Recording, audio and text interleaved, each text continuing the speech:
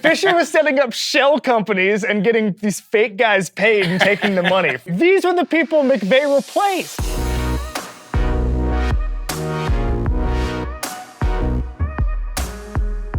Hello, and welcome to our conversation about the most important personnel decisions over the last 5 years in the NFL. I'm joined by Danny Kelly, Kevin Clark, and Robert Mays. And Mays, we're going to start with you.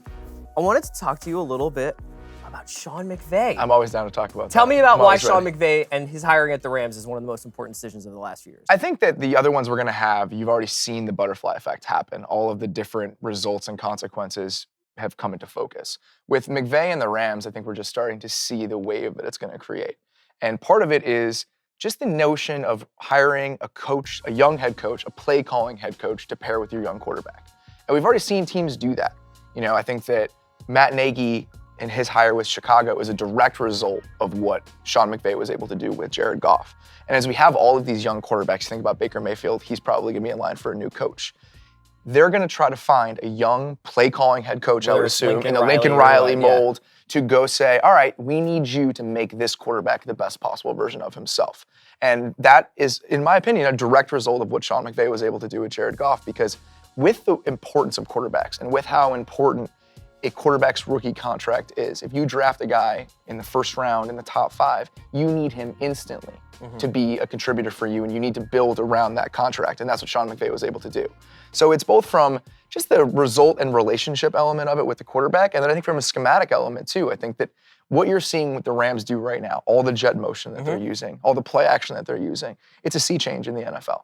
But beyond the scheme stuff, Kevin, it does seem like every week on Slack when we're talking about the NFL, you guys are basically talking about McVay the way people used to talk about like Chuck Norris or Paul Bunyan. I mean, there is a cult around McVay, right? There is like a kind of cult of personality. Yeah, and I actually think it's a little bit overstated. I think it's a little bit overrated, quite frankly. So he won 11 games last year, lost first playoff game. He started 8-0 this year, obviously lost to the Saints for his first loss. And so, first loss this season.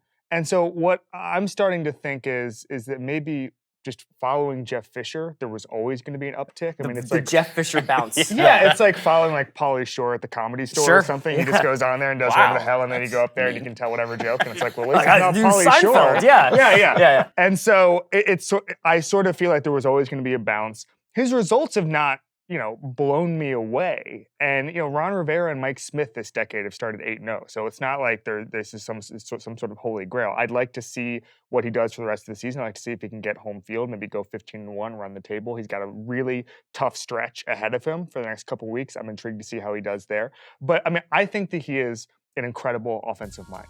I think that he is, at this point, probably, along with Andy Reid, the best play caller in football. But what I hesitate to do is sort of crown him and say that he's going to have a huge influence, because there might only be one Sean McVay. You mentioned Matt Nagy. First of all, Matt Nagy comes from an Andy Reid tree, so that if Matt Nagy's success, that lesson might not be hire a young coach with a young quarterback. It might be hire a guy who used to work for Andy Reid.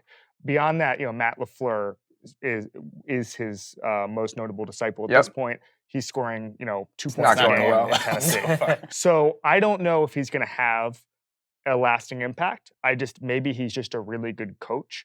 Bill Belichick may not have a lasting impact because all of his disciples just weren't good. Yeah. And so I think there's a difference. And he will never die, and he will just coach in Super Bowls I think until the sun eats the planet. I think there's a massive difference between being a great coach and having a world-changing legacy. And Sean McVay's destiny might be to just be a great coach. The way McVay saved Jared Goff's career, I think, is the big takeaway. I don't know if it's necessarily his larger legacy going forward, but we've talked about how teams have changed their approach towards dealing with young quarterbacks, spacing on the field, making things easier for their quarterback. Everything that he's done, because under Fisher, Goff looked like the most colossal bust I've ever seen.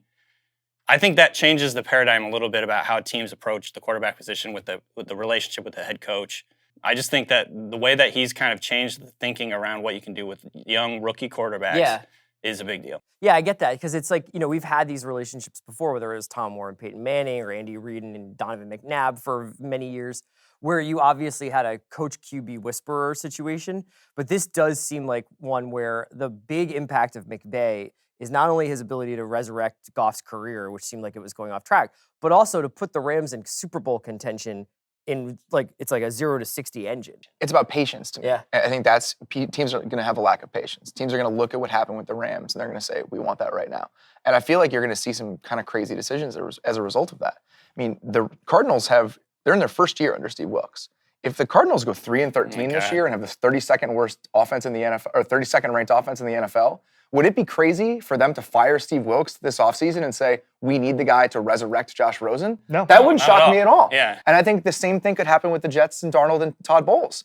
I feel like we're going to have these teams see the ticking clock on their rookie quarterback contracts and say, we only have 4 or 5 years to do this. We can't waste any time. And I feel like that's driven in large part by what the Rams have been able to do with McVay. There's two people I think of when I think of McVay. The first one is Jim Harbaugh, who actually did a similar transformation with the number 1 overall pick. Alex Smith, when you look at Jared Goff's rookie numbers, they were as bad as anybody in history, and Alex Smith was right there. And Jim Harbaugh came in and made him a top 10 quarterback at one point in 2011. And I think that's interesting. But then after that, there was no one stole Jim Harbaugh's schemes. It didn't, the read option had worked its way out of football 2 or 3 years later. And the other person I think of is Chip Kelly. Because Chip Kelly came in and looked like he was going to revolutionize football. He was the guy doing jet motion. He was the guy doing these mesh concepts that everybody stole. That in fact were run in the Super Bowl by Doug Peterson with much success. But the problem was Chip Kelly didn't innovate with the league. He had one innovation and then stopped innovating. What I'm intrigued to see is McVay's in year 2.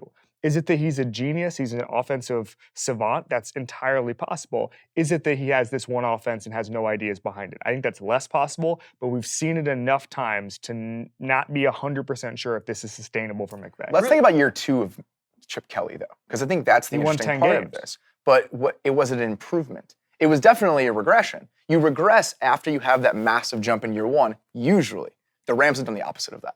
They got better in their second season. I think his ability to stave off regression, math, the rules that have come to dictate the league puts him in a special class of coach. You know what else I think about McVay? It's not just Goff. I think he saved Todd Gurley's career too. And that's the other thing I think that McVay's larger legacy is the way that he schemes up the run game. I haven't checked it lately. Like 2 weeks ago, Gurley was facing the fewest 8-man boxes in the NFL. I think it's like 2nd or 3rd now, maybe. And that's a result of the way that he schemes up he's 11 personnel almost all the time. They spread the field. And I think that's a little bit of a revolutionary approach to the run game too. It's not that he has a great running back, but he's giving his running back a really good situation. And I think coaches are going to pick up on that. I think that's something that he's revolutionizing as well. They're the most extreme offense in the NFL in many ways.